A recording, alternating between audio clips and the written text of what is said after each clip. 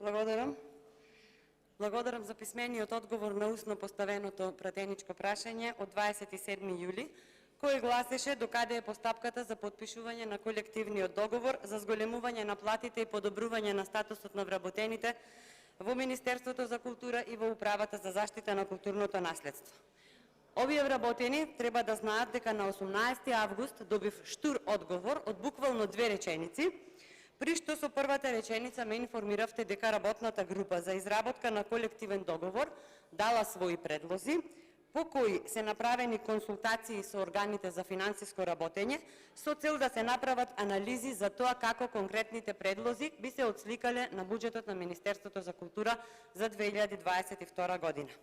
Додека пак со втората реченица ме информиравте или на некој начин ветивте дека по извршените консултации и направените анализи, заедничката работна група ќе донесете колективен договор за вработените во Министерството за култура и Управата за заштита на културното наследство.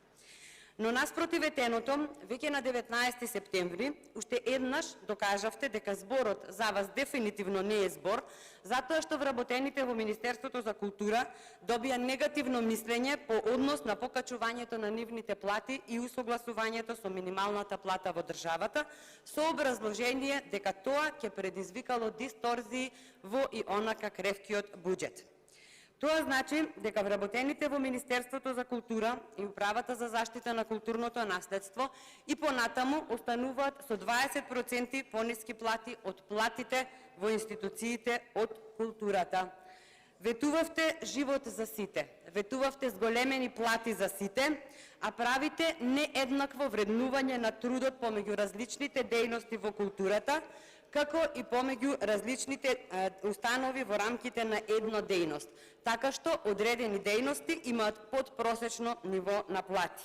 Од таа причина, јас уште еднаш ве повикувам, вас, како министер или заменикот министер за култура, како и директорот на Управата за заштита на културното наследство, да си го одржите зборот и што поскоро да ги подпишете колективните договори и да ги усогласите платите на вработените во овој сектор.